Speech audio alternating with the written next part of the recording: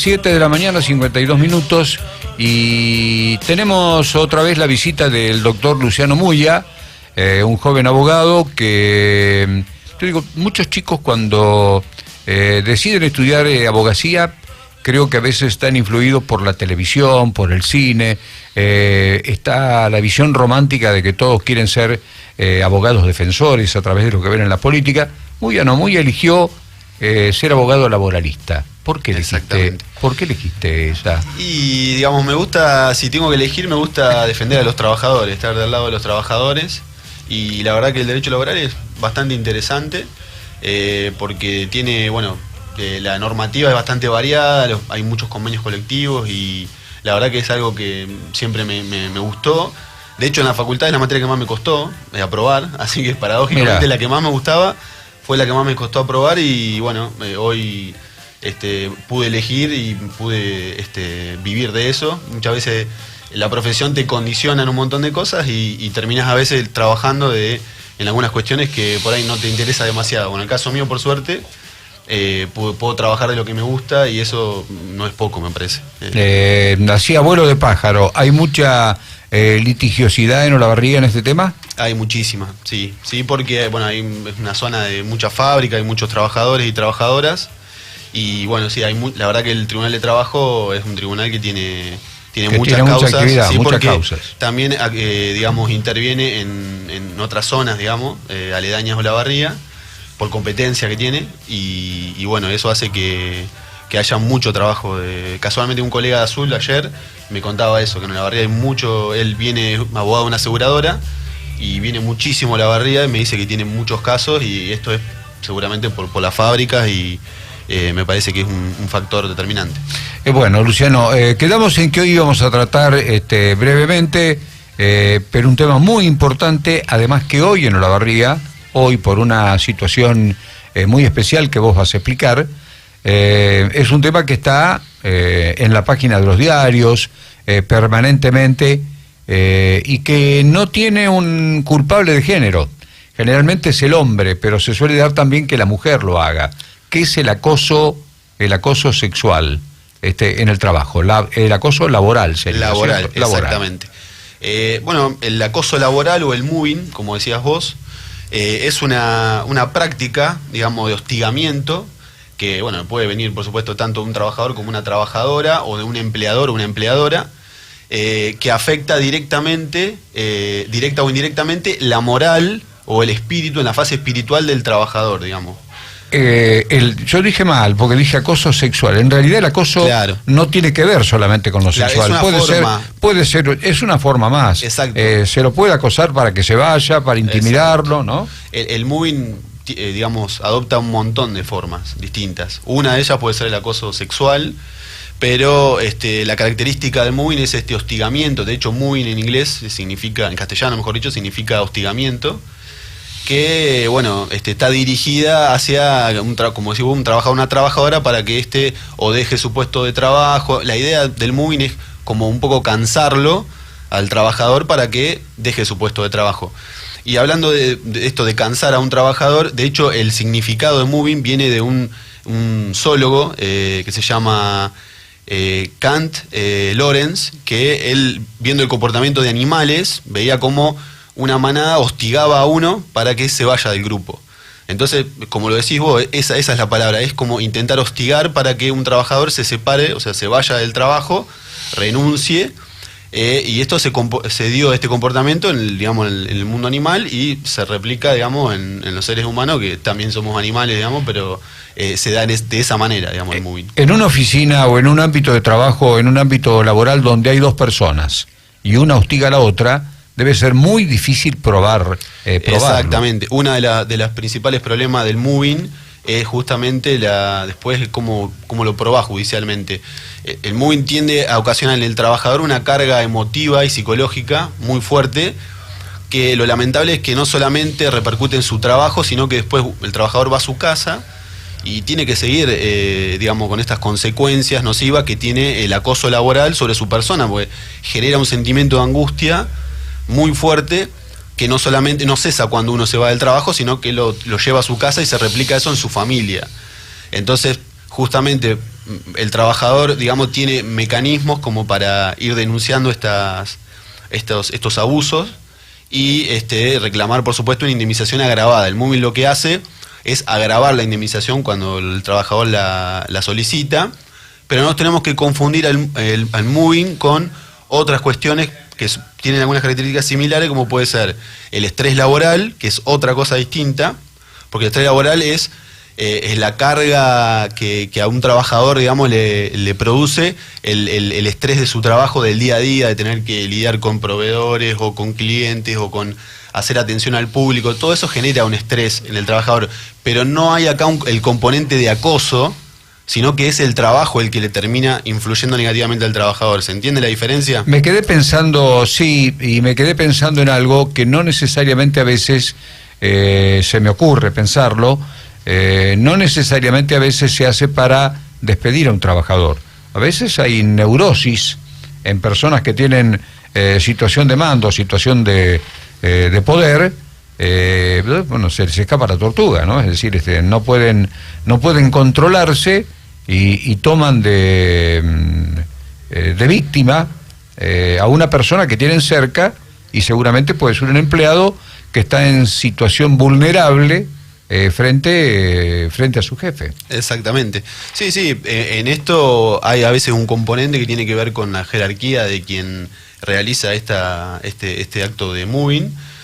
Vos dijiste un ejemplo claro hace poco en el juzgado familia, donde hay un superior, digamos, que está hostigando a una trabajadora ahí en el juzgado. Y de hecho hubo una declaración hace poco de la AJB, que es la Asociación Judicial Bonaerense, al respecto. Pero sí, muchas veces hay este componente del jerárquico que abusa del trabajador.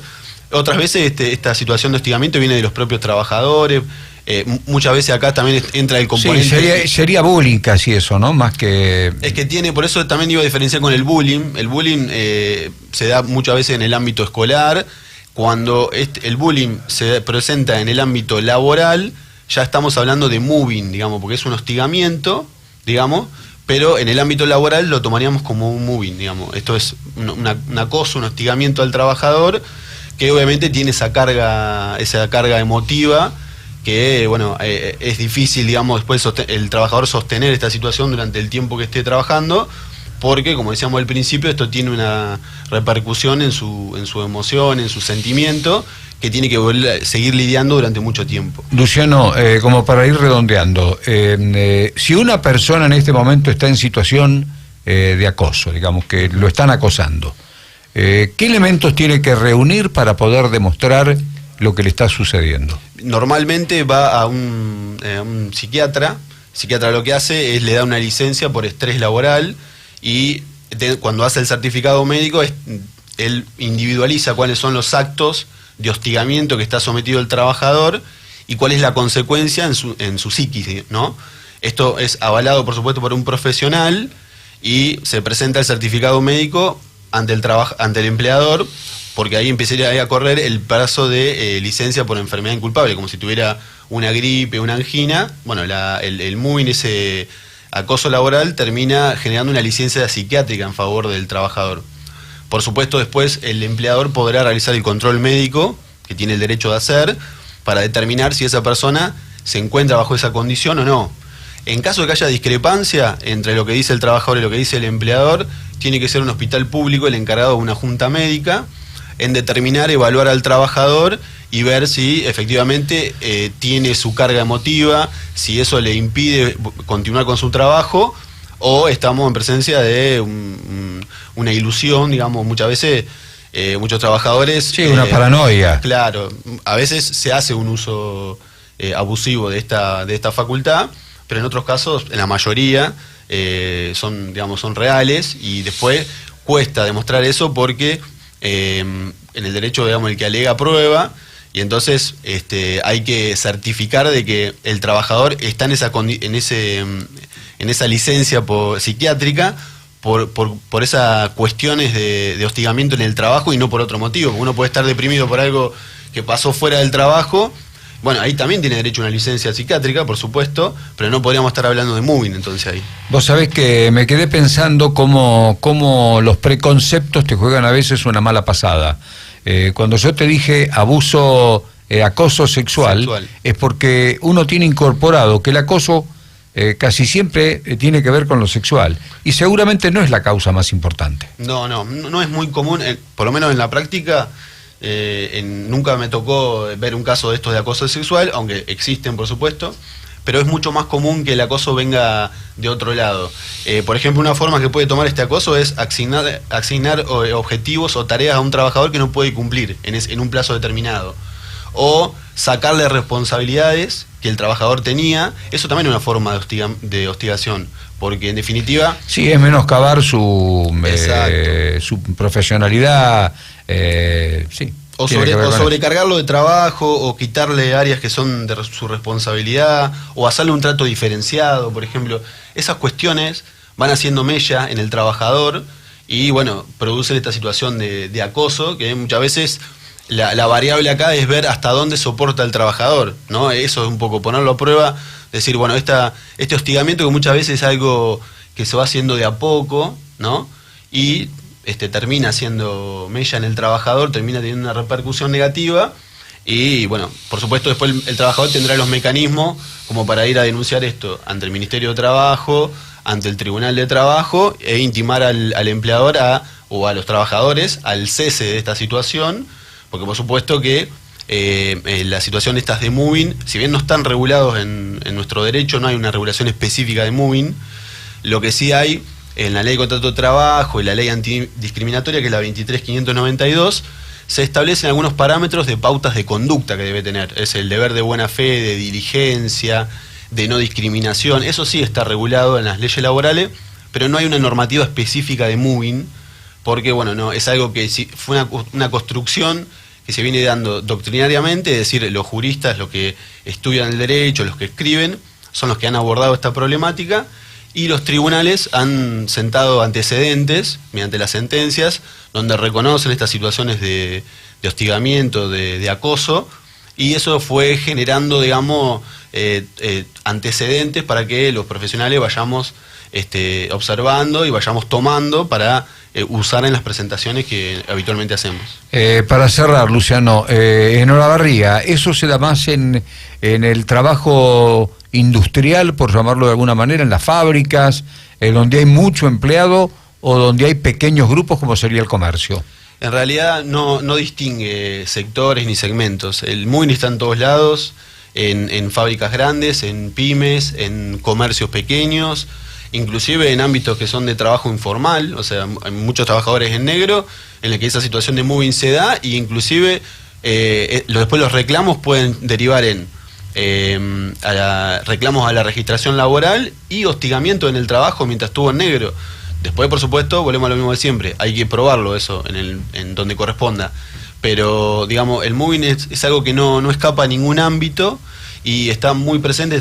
Muchos oyentes seguramente están del otro lado y se deben sentir identificados con estas problemáticas porque lo han sufrido, y la realidad es que no distingue segmentos. ¿Es algo que a la gente le cuesta admitir? No, por lo menos la experiencia que he tenido yo, la gente puede fácilmente visualizar que se trata de moving. Muchas veces viene el cliente al estudio y ya automáticamente sabe de qué te está hablando. Viene a decir que lo están acosando en el trabajo, digamos, sabe perfectamente de lo que es víctima, y no le cuesta, digamos, reconocerlo ni individualizar cuáles son las conductas que los colocan en esa situación de acoso, de hostigamiento. Lo difícil en estas cuestiones de moving es, como decíamos al principio, es probar esta situación. Probarlo a veces es muy complicado, son juicios que a veces son dolorosos para el trabajador, porque implica como remover cuestiones que tienen que ver mucho con sus emociones, con todo lo que vivió en la empresa, y para el empleador también, porque muchas veces si es el empleador el acusado de realizar conductas de hostigamiento, también para el empleador implica como hay una carga muy emotiva. Sí, no debe ser problemático para el abusador, en este caso, cuando lo está haciendo a sabiendas. Debe ser problemático para el abusador cuando una neurosis o una situación mental que lo supera, tener que admitirla, eso debe ser lo más difícil, seguro, ¿no? Seguro, porque imagino que en muchos casos se debe hacer de manera inconsciente este hostigamiento. Hay, como vos decías, hay empleadores que por ahí, por su forma de ser, o gerentes o encargados, por el temperamento, por la personalidad que uno tiene, a veces tiene una forma de dirigirse. Y eso puede, digamos, que el trabajador lo recepcione como una forma de hostigamiento, y la persona, el que ejecuta ese acto, a lo mejor inconscientemente tampoco lo entiende como un acto de hostigamiento, y la verdad genera situaciones lamentables. Es muy común, el moving está en todos lados, como vos decías, el bullying. Bueno, es como que tenemos el bullying en la escuela, y cuando ingresamos al trabajo... Sí, a la vida adulta, digamos, exactamente, ¿no? Y habla de una problemática social también, porque ese patrón de comportamiento en la escuela con el bullying y el moving en el trabajo es como una continuidad de lo mismo, como que la convivencia en diferentes ámbitos producen estas conductas de hostigamiento. Y bueno, la verdad que es un reflejo también un poco... Bueno, yo recuerdo como un hecho relevante en Olavarría el caso de un operario de fábrica, hará cuestión de 2 o 3 años de esto, que dijo haber sido abusado por sus compañeros. Lo recuerdo, sí. Bueno, de hecho, ahí tenemos un caso grave, ya estaríamos tocando, digamos, un delito penal también. Pero bueno, es una pauta también de un comportamiento de hostigamiento hacia un trabajador, que en este caso, bueno... Fíjate vos que en ese caso no lo hace un superior, creo que no lo hace un supervisor, no lo hace un capataz, lo hacen sus compañeros. Lo hace su compañero de trabajo. Por eso que yo decía, el moving no reconoce ni el sujeto que lo realiza. Puede ser un trabajador, puede ser un empleador, y se da en todos los ámbitos. Cuando hablamos del más fuerte, no necesariamente tenemos que hablar del más fuerte en la estructura laboral. Podemos hablar del más fuerte en la vida. Exactamente. Exactamente. Muchas veces también el moving adquiere otra connotación cuando tiene que ver, cuando lo que se cuestiona o lo que se hostiga es su ideología, su religión, digamos. Muchas veces puede tomar hasta una forma discriminatoria el moving. Sí, tal cual. Por eso que también hay que diferenciar entre lo que puede ser el moving y lo que puede ser prácticas discriminatorias, ¿sí? Hay que ver en cada caso puntual cuál es el elemento central, y poder dilucidar ahí si estamos hablando de una situación de moving, de acoso laboral, o de una práctica discriminatoria. En cualquier manera, tenemos la aplicación de la ley antidiscriminatoria, como dijimos antes, la ley de contrato de trabajo, obviamente la Constitución Nacional y los tratados internacionales que sí han recepcionado el moving, y Argentina también ha ratificado algunos convenios. Entonces ahí también tenemos normativa la cual podemos sustentar el eventual reclamo que el trabajador pueda realizar. Luciano, muy claro. Te agradezco muchísimo, creo que es muy claro, y bueno, cualquier persona que esté en una situación como la que vos estás describiendo puede consultarte o consultar a un abogado laboralista que maneje el tema. Exactamente. El Ministerio de Trabajo también tiene abogados que pueden patrocinar gratuitamente, así que bueno, es una situación que se da mucho en la vida laboral de todos, lo que alguna vez hemos realizado trabajo en dependencia, así que bueno, estar alerta, intentar individualizar estas conductas y iniciar los mecanismos necesarios como para hacer cesar esta situación. Muchísimas gracias, Gracias muy a ustedes. atento. Hasta luego. Chao, que sigas bien.